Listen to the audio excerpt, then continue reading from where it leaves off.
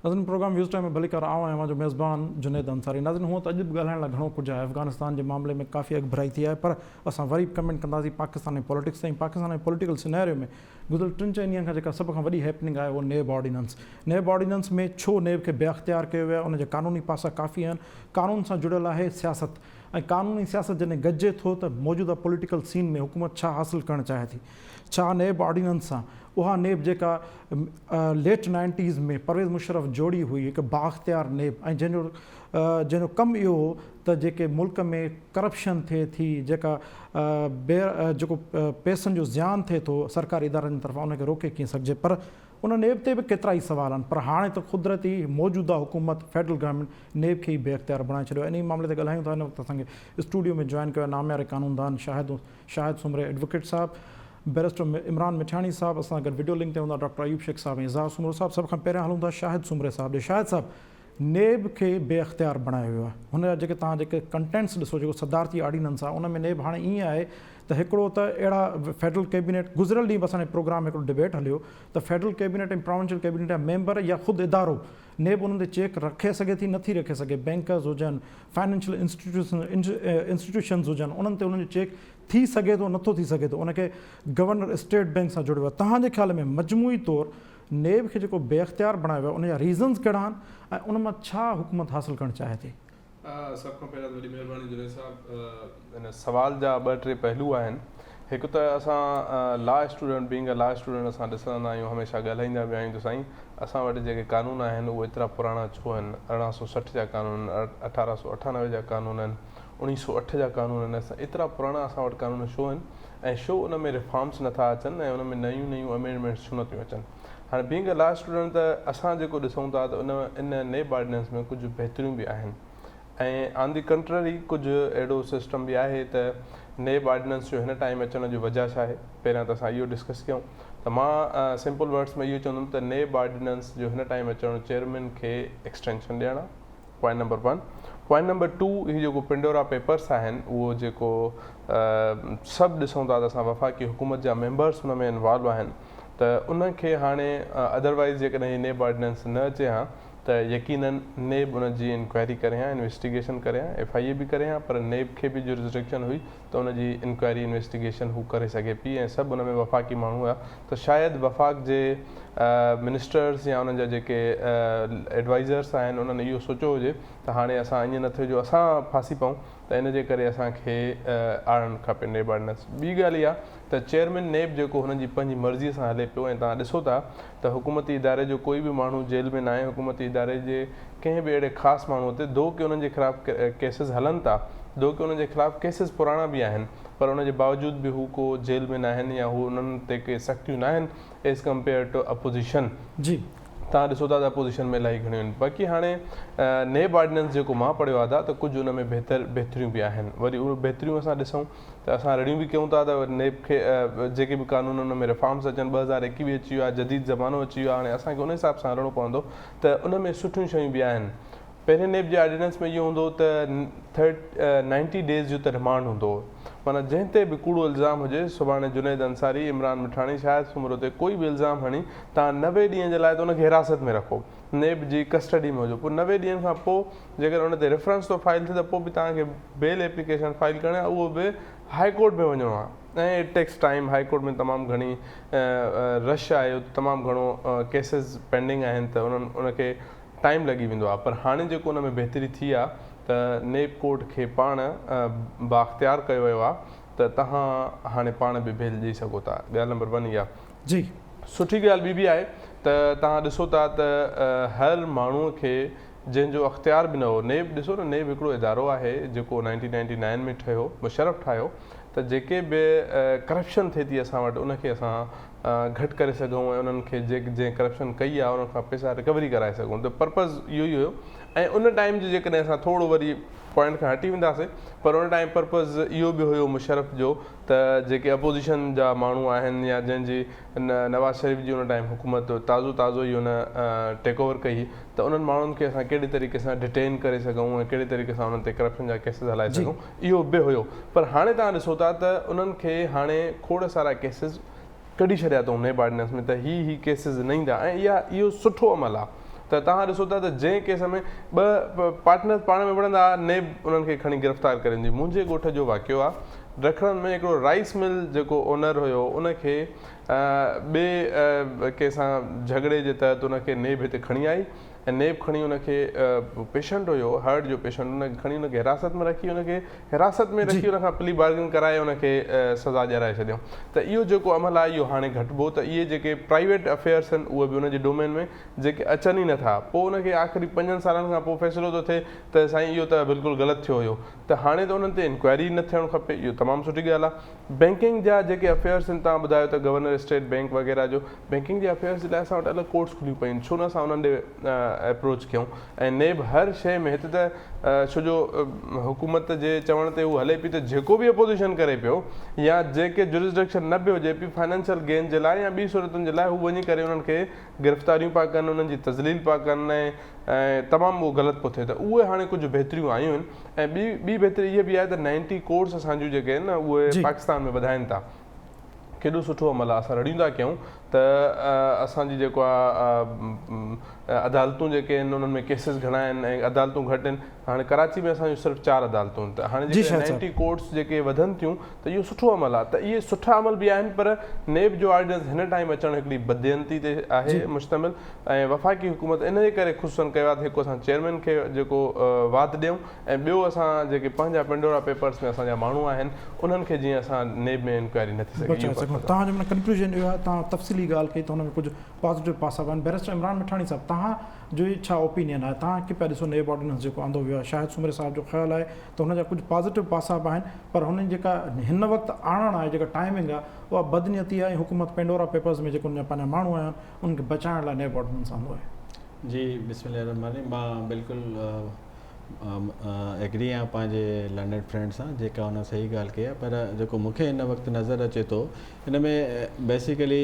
Technical points सां ॾिठो वञे त काफ़ी बेनिफिट्स त आहिनि, माना पर हे कंहिं हिकिड़े ख़ासि पर्पज़ लाइ आंदो वियो आहे। तव्हां ॾिसो नेब में जेको माना नेब जे चेयरमैन खे एतिरो स्ट्रॉन्ग कयो वियो आहे, उन जो इहो आहे त माना हीअ हाली फ़िलहाल त हटी नथो सघे। हाणे जेकॾहिं उन में जेको सेक्शन 6 आहे उन में अमेंडमेंट हिननि इहा कई आहे त भई जे प्राइम मिनिस्टर खे माना कंसल्ट करिणो आहे पंहिंजो leader of house and the leader of opposition, उन्हनि जे कंसल्टेशन सां नओं चेयरमैन अपॉइंट थी सघे थो। उनखे फर्दर एक्सटेंशन बि उनजे कंसल्टेशन सां थींदी। वरी हिन में जेका मज़ेदार ॻाल्हि आहे, जेकॾहिं इहा कंसल्टेशन मिसाली ॻाल्हि अपोजिशन जा लीडर उन सां कंसल्टेशन में नथा अचनि त जेसि ताईं नओं चेयरमैन न ईंदो इहो पुराणो ई चेयरमैन रहंदो। माना इहा हिकु एतिरी माना वॾी ट्रिक आहे हिकिड़े क़िस्म जी, त माना हिन सिस्टम मां चइजे त हिन माण्हू खे कढणो ई न आहे। हाणे Y this person is so important, इन जी तव्हां हिस्ट्री बि ॾिसो। जेको नेब जो चेयरमैन आहे रिटायर्ड जस्टिस आहे, त उन शुरूअ में बि मुशरफ जे जेको दौरु हुयो उनखे जेको आहे मार्शल लॉ खे डिक्लेयर सुप्रीम कोर्ट में ई नहीं कयो, ठीकु आहे। हाणे इन माण्हू जो पुराणो कंडक्ट बि ॾिसो तव्हां, जेके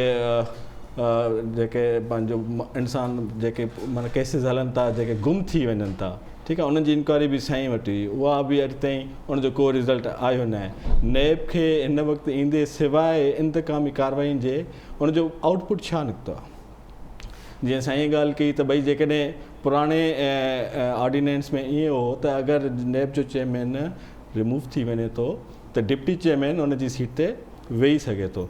जेकॾहिं डिप्टी चेयरमैन वेहे ऐं हीअ जेको पेंडोरा बॉक्स वारो मैटर आहे त डेफिनेटली उहे इंक्वायरी करे। मॉरल इहो ॾिठो वञे त जेकॾहिं इन्हनि माण्हुनि जो पेंडोरा बॉक्स जी लीकेज सां इन्वॉल्वमेंट ज़ाहिर थी आहे त उनखे पंहिंजो ई ख़ुदि माना रिज़ाइन करणु खपे पई, पर उन्हनि कान्हनि कई।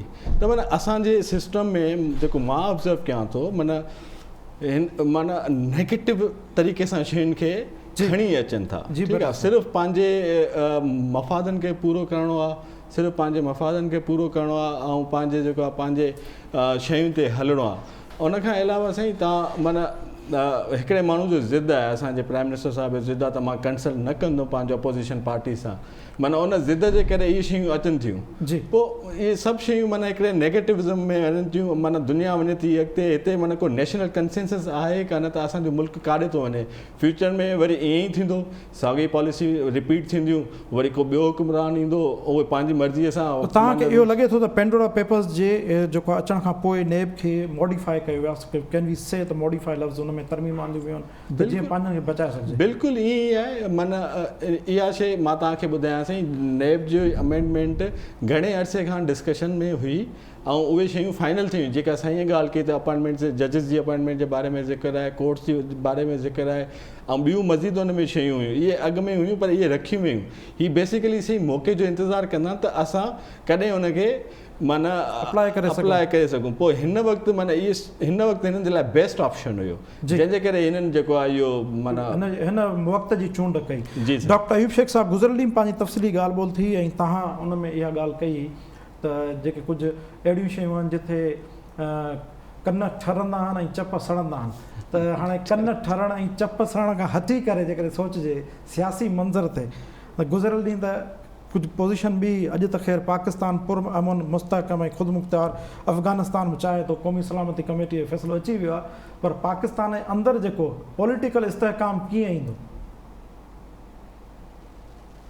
जुनेद साहब, वॾी महिरबानी। ऐं सभ खां अवल त शाहिद साहब जेका ॻाल्हि कई न पंहिंजे ॻोठ जो हवालो त कीअं इंतकाम तौरु यूज़ थींदी हुई अॻे न ऐं हाणे शायदि न थिए, असल में ही कंहिं फ़र्द जे हवाले सां ऑर्डिनेंस कोन्हे। हिन जो वॾे में वॾो मक़सदु पॉलिटिकल आहे ऐं पॉलिटिकल मक़सदनि में इहा ॻाल्हि आहे त पंहिंजो पाण खे कीअं बचाइजे। मां जे न बि हुजां त मुंहिंजा दोस्त कीअं बचनि।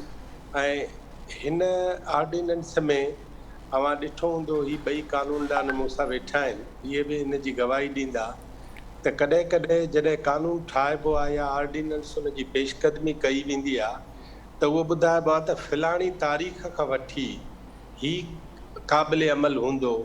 हिन में उहा ख़बर ई कान्हे त फलाणो वक़्तु कहिड़ो आहे। आया गुज़िरियल 30 सालनि खां जेके ॾोह थिया आहिनि, 20 सालनि खां ॾोह थिया आहिनि, 10 सालनि खां ॾोह थिया आहिनि, कल्ह ॾोह थिया आहिनि, कहिड़ा ॾोह? हिकिड़ी ॻाल्हि ई आहे। ॿी ॻाल्हि इहा आहे त कानून जे हिसाब सां जेकॾहिं नेब खे उहे समूरा पावर हाणे कोन्हनि जेके बिज़नेसमैन ते, जेके सियासतदाननि ते, जेके कैबिनेट जे कंहिं बि मेंबर ते लागू नथा थियनि, त गुज़िरियल 10 सालनि खां जेको कुझु नेब कैबिनेट मेंबरनि सां कयो, जेको कुझु बिज़नेसमैन सां कयो, जेको कुझु आम माण्हुनि सां कयो, उन जो छा थींदो? इंसानी हक़नि जे बारे में ही जेको सिलेक्टिव सिस्टम राइज थियो आहे नेब जे ऑर्डिनेंस जे थ्रू, इहो सिलेक्टिव सिस्टम रुगो सियासतदान लाइ छो आहे, रुगो मुंहिंजी पार्टी लाइ छो आहे, रुगो हुनजी पार्टी लाइ छो आहे? इहो त आम माण्हू हुजणु खपे। इन करे कुदरती इंसाफ़ जे ही ख़िलाफ़ ऑर्डिनेंस ऐं हिन में उहा इनसिक्योरिटी, उहो ड्रिज, उहो डपु शामिलु आहे अॼोकी हुकूमत खे, जंहिं हुन में कैबिनेट जे मेंबरनि, CCI जे मेंबरनि, इकनॉमिक काउंसिल जे मेंबरनि, उन में उहे समूरा ॾोह शामिलु थी वेंदा जेके ॾोह थी चुका, जिन जी निशानदेही थी वई, हाणे उन्हनि ते थी कुझु बि न सघंदो। दरअसल मुल्क हुकूमत जी ही इनसिक्योरिटी आहे ऐं पर्सनल वे में हिन ॼण त नेब जे उन चेयरमैन सां इनारो कयो आहे त असां तोखे हीअ सहूलियत था ॾियूं। ऐं जीअं ॾाढी सुठी ॻाल्हि कई हिकिड़े दोस्त त इहा बि त ख़बर न आहे न त हीअ ट्रिक हिकिड़ी रखी अथऊं, न अपोज़िशन वारा तव्हां सां गॾु वेहंदा, न असां उन्हनि सां गॾु वेहंदासीं, इन करे तूं लामहदूद अख़्तियारनि सां लामहदूद मुदे जे लाइ वरी बि नेब जो चेयरमैन हूंदे। आउं सम्झां थो इनखे 10 ॾींहंनि लाइ, 20 ॾींहंनि जे लाइ आइन पटांदड़ हिकिड़ी सिचुएशन रखनि हा, उन खां पोइ ही सूरत हाल जेका आहे सफ़ा साफ़ ऐं कुदरती इंसाफ़ जहिड़ी हुजे हा। हाणे कुदरती इंसाफ़ खे काटा करे ज़ाती इंसाफ़ ऐं हुकूमती इंसाफ़ ते बदली हिकिड़ो इदारो। जी इज़हार सुमरो साहब, तव्हां गुज़िरियल ॾींहुं ॻाल्हि खे कंटिन्यू कयो, तव्हां छा था सम्झो पॉलिटिकल सीन ते? त ज़ाहिर आहे जेके लर्न असां फ्रेंड्स आहिनि सभिनी ॻाल्हि कई आहे, डॉक्टर अयूब समेत, त ज़ाहिर आहे हिन जो नेचुरल इंसाफ़ ॾे त लाड़ो कोन्हे, इहे पर्टिकुलर हिकिड़ो जस्टिस आहे ओॾे था वञनि। पर ही जेकॾहिं नेब ऑर्डिनेंस हीअं लागू थिए थो, जे शाहिद सुमरे साहब हिकिड़ी ॻाल्हि कई त उन में कुझु पॉज़िटिविटीज़ बि आहिनि, त असांखे खणी हुनजी नेगेटिविटीज़ जे बजाए हुन पासे न ॾिसणु घुरिजे जेके कुझु हिन में पॉज़िटिव शयूं बि आहिनि? शाहिद साहब जेके पॉज़िटिविटीज़ जी ॻाल्हि कई आहे न, उहे साईं पाण बि गुफ़्तगू में चयो आहे कि इहे सुठियूं ॻाल्हियूं आहिनि, पर उहे ओवरऑल जेको हीउ सॼो मामिलो आहे उन में तमामु हिकिड़ो हुनजो नंढो कंपोनेंट आहे। आउं सम्झां थो जेको हिन में बुनियादी नुक़्ता आहिनि उहे इंतिहाई ख़ौफ़नाक प्रैक्टिस ॾांहुं पिया वठी वञनि, उनखे सम्झणो पवंदो। मिसाली तौर ते नेब जा प्रैक्टिकली हुकूमत सां जुड़ियल उनजी सियासी टीम, माशी टीम, कैबिनेट, ॿिया समूरा इदारा, उन्हनि जा जेके डिसीशन्स आहिनि उन्हनि खे हिन कानून जे ज़रिए, ऑर्डिनेंस जे ज़रिए डिफेंड कयो पियो वञे, प्रोटेक्ट कयो पियो। जी हाणे तव्हां जॾहिं इहा दीवार खड़ी करियो था त पक सां तव्हांजे अंदर में को खुटको आहे, का गणती आहे, का परेशानी आहे, जंहिंजो ज़िक्र डॉक्टर साहब कल्ह बि कयो, अॼु बि कयो। हाणे उन परेशानीअ जे विचां माण्हू इहो ख़ौफ़ विचां इन क़िस्म जा कानून आणींदो आहे। रिवायतूं माज़ी में बि ऑर्डिनेंसिस जे हवाले सां के चङियूं न रहियूं आहिनि ऐं हिन हुकूमत जी त वरी प्रैक्टिस हिन हवाले सां तमामु घणी रही आहे। सो आउं सम्झां थो त नेब जेकॾहिं हाणे बची इन लाइ आहे रुॻो त उन बिल्डर ते बि कार्रवाई न कंदी जेको पंहिंजी पैसा जे उन किथां आंदा आहिनि उन जा तफ़सील नथो ॾिए, पर छाकाणि त हुकूमत उनखे एमनेस्टी ॾिनी आहे, प्रोटेक्ट कयो आहे। नेब उन समूरे हुकूमती सेटअप जे, वफ़ाक़ी तौर सूबाई सेटअप जे ख़िलाफ़ कार्रवाई न कंदी जेको कंहिं बि ग़लति कम में मुमकिना तौर ते इन्वॉल्व थी सघे थो या को ग़लति फ़ैसिलो करे सघे थो। जी ठीकु आहे। ऐं ख़ासि तौर ते हैरतनाक ॻाल्हि त ख़ान साहब जेको चवंदो रहियो आहे माफ़ियाज़ माफ़ियाज़ माफ़ियाज़ माफ़ियाज़ जूं पाड़ूं त इन्हनि फ़ैसिलनि मां निकिरनि थियूं जेके वफ़ाक़ी ऐं सूबाई काबीना में थियनि था। मिसाल खंडु, अटो, इहे जेके मामला आहिनि, इहे ॿाहिरां शयूं घुराइण, इहे केरु फ़ैसिला करे? जी इहे फ़र्क़ त नथा कनि न। जी साहब। त हाणे ही जेके बि शयूं आहिनि इहे जॾहिं फ़ैसिला हुकूमत कंदी, पर नेब खे जेकॾहिं खुड़क पई त हिन में का गड़बड़ थी आहे त नेब उन्हनि जे ख़िलाफ़ कार्रवाई न करे सघंदी। ॿियनि लफ़्ज़नि में हुकूमत नेब खे जेका न रीसाइज़ करे हिते अची बीहारियो आहे त बाबा ऑपोज़िशन जे ख़िलाफ़ कार्रवाइयूं कंदा रहियो, उन्हनि जे ख़िलाफ़ इंक्वायरियूं कंदा रहो, असांजे ख़िलाफ़ तव्हां कुझु बि नथा करे सघो। जी ज़ार साहब। हाणे हिकिड़ो अहम नुक़्तो जेको आउं हिते चवणु चाहियां थो जी। उहो इहो आहे त एॾी सीरियस क़िस्म जी गणती आहे तॾहिं ही कानून आंदो वियो आहे न। ऐं मुंहिंजो ज़ाती इहो ख़्यालु आहे त ही ख़ुदि सदर जी पंहिंजी ज़ाती राय न आहे, सदर खे त एडवाइस कंदी आहे गवर्नमेंट। जी सम्झां थो त ही इमरान ख़ान जी बि राय न आहे, ही पूरी कैबिनेट जी राय आहे। ही उहे ई पेंडोरा में जेके नाला आया न उन्हनि खां सर ते माफ़ कजो, कतई कलाम में माफ़, कैबिनेट पाकिस्तानी एॾी ताक़तवर आहे जो हू एॾे हिकिड़े बुनियादी कानून में तब्दीली आणे छॾे ऐं उहो कानून जेको 20 सालनि खां बेसिकली पॉलिटिकल इंजीनियरिंग लाइ अलेजली तौरु इस्तेमालु थींदो रहियो आहे। साईं इहो अल्टीमेटली वञे केॾांहुं पियो? ॾिसो न, नेब ख़ुदि हिनखे रेज़िस्ट करे उसूली तौर ते, छाकाणि त नेब जो वेरी एग्ज़िस्टेंस सवालिया निशान बणिजी वेंदो जेकॾहिं इहो कानून लागू थो थी वञे न। छो त पोइ हुन वटि बैलेंस त बचंदो ई कोन न। सिलेक्टिव जस्टिस त जस्टिस न थींदो आहे न। इंसाफ़ त उहो आहे, एहतिसाब त उहो आहे जेको अणदुरियो थिए न, सभिनी जो थिए। जी सर साहब। उहो ऑलरेडी ईअं ई थिए पियो, पर हाणे हू हुकूमत सम्झे थी। हाणे हिकिड़ी ॿी आख़िरी ॻाल्हि आहे ज़हन में रखिजो, जी ही त जावेद साहब खे त उन्हनि एक्सटेंशन ॾिनी आहे, मिसाली तौर ते लेट सपोज महीनो, 2 महीना, 3 महीना। जे सुभाणे कोर्ट चए थी पोइ हुकूमत खे वरी कंसल्टेशन बि करणी थी पए अपोजिशन सां, पोइ छा थींदो? पोइ नओं चेयरमैन ईंदो। जी साहब। उन चेयरमैन खां पाण खे बचाइण जो बंदोबस्तु, उन खां बचाइण जो बंदोबस्तु आहे। हलूं था हिकिड़े ॿिए मौज़ूअ ते जेको इंतिहाई इंपॉर्टेंट आहे, असां ते ॻाल्हि कंदा रहिया आहियूं, पर अॼु छो त असां वटि 2 कानूनदान वेठा आहिनि, उनखां पुछंदासीं। साईं शाहिद साहब, तव्हां खां सवाल आहे, पेंडोरा पेपर्स जो तव्हांखे छा थो लॻे, छा थी सघंदो? अॻे पानामा लीक्स आहे, हाणे पेंडोरा बॉक्स आहे, ऐं हुन जा कानूनी पहलू जेके आहिनि उहे त इहो हूंदा ऑफशोर कंपनी जेकर तव्हां वटि कानूनी तौरु उन जी रेल पेल आहे पैसनि जी त तव्हां एस्टेब्लिश करे सघो था, पर पाकिस्तान में त जेका हिस्ट्री ॿुधाए थी त कानून त हूंदो आहे पासीरो, बाक़ी हलंदा आहिनि मामला। त पानामा खे साम्हूं रखंदे हींअर पेंडोरा पेपर्स आहिनि, जीअं तव्हां पंहिंजे पहिरियां बि ॻाल्हि कई त नेब जो ऑर्डिनेंस में जेका मॉडिफिकेशन कई वई आहे उहो बि इन जे करे कयो। तव्हांजे ख़्याल में पेंडोरा पेपर्स वारो मामिलो केॾे वञी सघे थो? साईं अंसारी साहिबु, पहिरियों त इहो ॾिसो त असांजे पाकिस्तान जो इहो हिकिड़ो अलमियो रहियो आहे त हिते इंसाफ़ जेको आहे उहो तमामु घटि थींदो आहे, माना घटि इन सेंस में, हालांकि justice should not only be done but it should seen to be done. इंसाफ़ थिए बि पर अहिड़ो थिए जीअं नज़र अचे। हाणे बेसिकली जेको हुकुमरान आहिनि जेके रड़ियूं कंदा, जेके बीही करे कंटेनर ते बि इहो चवंदा त मैं नारो नहीं दूंगा, जेको ॿाहिरि मुल्कनि में वञी बि नारा हणंदा त बसि मैं अभी पाकिस्तान जाके इनके एसी उतारूंगा, ये करूंगा, फलां करूंगा।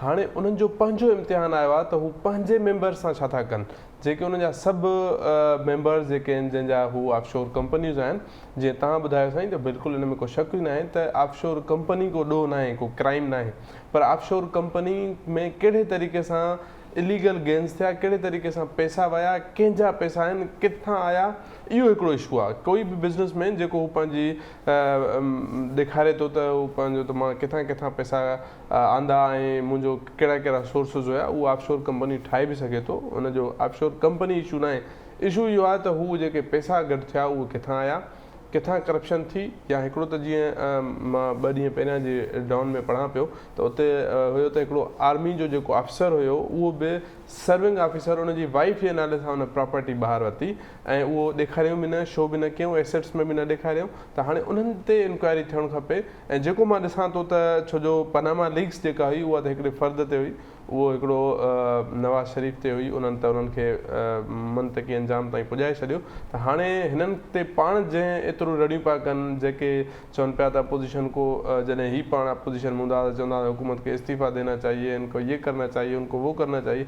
हाणे उन्हनि जा मेंबर्स आहिनि, उन्हनि ते हिकिड़ो इम्तिहान आहे त उहे छा कंदा। ऐं जेको मूंखे ॾाढो घटि थो लॻे, छो जो उन्हनि पर्पज़ ई जेको नेब खे आणण जो आहे उहो पेंडोरा पेपर्स खे हिकिड़ो ख़तमु करण जे लाइ, या उन में जीअं एतिरी इंक्वायरी न थी सघे या उन में एतिरी गिरफ़्तारियूं न थी सघनि, त जीअं सुभाणे वरी हाणे 1.5 साल खां पोइ वरी अचनि थियूं इलेक्शन्स, त उन में वरी PTI खे हिकिड़ो धकु न लॻे त हेतिरा माण्हू उन्हनि जा करप्शन में अंदरि थी विया, जेके पाण करप्शन जे नाले ते हुकूमत ठाही हुजऊं उहे एतिरा अंदरि थी विया। त उनजे करे ई मां सम्झां थो त एतिरो इंसाफ़ न थी सघंदो, ऐं पर थियणु ज़रूरु खपे, उहो थियणु खपे। शायद साहब हिते क्विकली हिकिड़ो नंढो सवाल तव्हांखे ज़रूरु सम्झण में पुछणु चाहींदुसि। नेब जो मामिलो हुजे या पेंडोरा जो मामिलो हुजे, तव्हांखे अपोज़िशन या कुझु शहरी अदालत में वेंदे नज़र अचनि था या हिन भेरे थधाइण? कानूननि इहो असांखे सम्झणो पवंदो त ऑर्डिनेंस जे ख़िलाफ़, छो जो उहो टेम्पररी हूंदो आहे, उहो ऑर्डिनेंस जे ख़िलाफ़ तव्हां कोर्ट में नथा वञी सघो। पहिरीं ॻाल्हि त इहा असांखे सम्झणी पवंदी त हाणे जेको ऑर्डिनेंस आहे, जेतिरे टाइम जे लाइ हिन जो टेन्यूअर आहे, त उन टेन्यूअर खां पोइ हू एक्सटेंड कनि था। या तव्हां ॾिठो हूंदो त जज़ीरा जेके हिते सिंध में असांजा कराची में हुया, त उन ते बि हिकिड़ो ऑर्डिनेंस आयो हुयो। पोइ मुख़्तलिफ़ पार्टियुनि तंज़ीमुनि चयो त असां कोर्ट में वेंदासीं, पर उहो छो जो ऑर्डिनेंस हुयो, ऐं पोइ ऑर्डिनेंस जॾहिं उनखे एक्सटेंड न कयो वियो, पोइ उहो जॾहिं ख़तमु थियो त उहो उनजो पर्पज़ ई सॼो ख़तमु थियो। पर इहो थियो त हाणे वरी ॿीहर ऑर्डिनेंस न आणे सघंदा। हिकिड़ो दफ़ो जेकॾहिं ऑर्डिनेंस कानून में ख़तमु थो थी वञे त पोइ उन जॻह ते ॿीहर ऑर्डिनेंस नथो अची सघे। त हाणे असांखे हिन कानून में ॾिसणो इहो पवंदो त हाणे को फ़िलहालु त अदालत में न वेंदो, छो जो हीउ हिकिड़ो ऑर्डिनेंस आहे। पोइ जेकॾहिं ॾिसूं था त इहो छा था कनि, हिनखे इहो असेंबली में खणी अचनि था, नथा खणी अचनि, एक्सटेंड था कनि, छा था कनि, त पोइ उन मुताबिक़ जेको आहे उन ते अदालत में वञी करे उनखे चैलेंज बि करे सघिबो। ऐं उनजी जेका वायरीज़ आहिनि, मिसाल उहो हिकिड़ो का एक्ट में तब्दील थो थी वञे, या उहो ॿियो जेको बि पंहिंजो लाइअमल ठाहिनि था, त पोइ वरी उनजी वायरीज़ वग़ैरह चैलेंज करण जे लाइ कॉन्स्टिट्यूशन में राइट ॾिनल आहे त तव्हां उनखे पोइ उनजी वायरीज़ चैलेंज करे सघो था। जी इमरान साहब, तव्हां छा था सम्झो पेंडोरा पेपर्स जो फ्यूचर तव्हांखे नज़र छा पियो अचे? छाकाणि फेडरल गवर्नमेंट त माना कंहिं बि तरह अञा ताईं प्रोएक्टिव रोल अदा करण जी कोशिशि कोन पई करे। सर, इन में 2 शयूं आहिनि। हिकु त इन में लीगलिटी ऐं इलीगलिटी जो इशू आहे। लीगलिटी बेसिकली आहे त जीअं असांजे दोस्त चयो पई त माना ऑफशोर कंपनीज़ हुजणु कोई जुर्म न आहे, पर इन्हनि जी जेकॾहिं तव्हां उहे पंहिंजे इनकम टैक्स रिटर्न्स में तव्हां पंहिंजो उन्हनि कंपनियुनि जो हवालो या उतां जेका बि ट्रांजेक्शन थिए थी, जेके बि तव्हां पैसा माना कमाया आहिनि या मोकिलियो था, रिटर्न्स में सभु कुझु तव्हां जमा करे था। अगरि तव्हां उहे नथा माना उते शो कयो त विच मीन्स के इट इज़ इलीगल। ठीकु आहे, हीअ बेसिकली माण्हू इन जे लाइ ई वेंदा आहिनि, मेजॉरिटी ऑफशोर कंपनीज़ में इन लाइ वेंदा आहिनि त भई असांजो को जीअं हिसाबु किताबु न थिए, का ख़बरचार कंहिंखे न पए, ख़ामोशी सां चुप सां हीअ असांजो सिलसिलो पियो पंहिंजो हलंदो रहे। ठीकु आहे, पर पोइ लीगलिटी ऐं इलीगलिटी जो सिंपल इहो ई आहे त जेकॾहिं हू माना पंहिंजे रिटर्न्स में शो नथा कनि त इहो इलीगल आहे ऐं उनजे ख़िलाफ़ु एक्शन वरितो वञे। हाणे जेके बि माण्हू आहिनि, जेके बि पेंडोरा लीक्स में आहिनि, ॾिठो वञे त आया की उन्हनि पंहिंजी रिटर्न्स में इन्हनि शयुनि जो ख़ुलासो ॾिनो आहे। अगरि ॾिनो आहे त माना डेट्स लीगल। अगरि उन्हनि पंहिंजो ख़ुलासो नाहे ॾिनो विच इज़ इलीगल, पोइ उनजे ख़िलाफ़ु एप्रोप्रिएट एक्शन्स वरिता वञनि। ॿियो, असांजे पाकिस्तान में शुरू खां वठी माना अलाए केतिरियूं इंक्वायरियूं माना सेल ठहिया, जेबीज़ ठहियूं, पर उनजो को रिज़ल्ट अहिड़ो को ख़ासि हिन मथे आयो न आहे। हिन जी बि जेका फेट मूंखे नज़र अचे थी उहा साॻी नज़र थी अचे त बसि हीउ इहो आहे त हिकिड़ो खाको पूरो करिणो आहे, हिकिड़ो मीडिया जो, आवाम जो माना हिकिड़ो उनखे ख़ामोश करण जे लाइ त भई त असां हिकिड़ो एक्शन वठूं था। जीअं साईं ॿुधायो त भई इहो ई उहो ई प्राइम मिनिस्टर आहे जेको हर शइ जे लाइ माना ethics morality social values cultural values जी ॻाल्हि कंदो। अॼु उन माण्हुनि जा काॾे विया उहे माना वैल्यूज़ उहे एथिक्स उहे जेका कल्चरल वैल्यूज़। अॼु उहो माण्हू सिर्फ़ु पंहिंजो पाण खे डिफेंड थो करे। अॼु उहो माण्हू सिर्फ़ु जेको माण्हू माना चवंदो त मां कॾहिं बि डिक्टेशन न वठंदुमि, कंहिंजी इंस्ट्रक्शन न वठंदुमि, अॼु हले ई इंस्ट्रक्शन्स। ज़ाहिर इहो आहे तव्हां ॾिसो असांजे जॾहिं बि को फॉरेन मिनिस्टर थो अचे USA खां या ॿियनि खां UK खां, उहो हिन असांजे PM साहिब सां माना पॉलिटिकल जेका एग्जीक्यूटिव बॉडी आहे उन सां त मुलाक़ात कनि ई कनि था, पर उहे असांजे मिलिट्री हेड सां बि मुलाक़ात कंदा।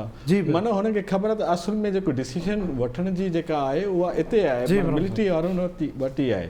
त इहे शयूं माना असांखे सुधारणु खपनि, असांखे अॻिते वधणु खपे। उहे मुल्क तव्हां ॾिसो जिते बि इंस्टीट्यूशनल लिमिट्स हूंदियूं आहिनि, हर इदारो पंहिंजी लिमिट्स में रहंदो, उहे अॻिते वधंदा।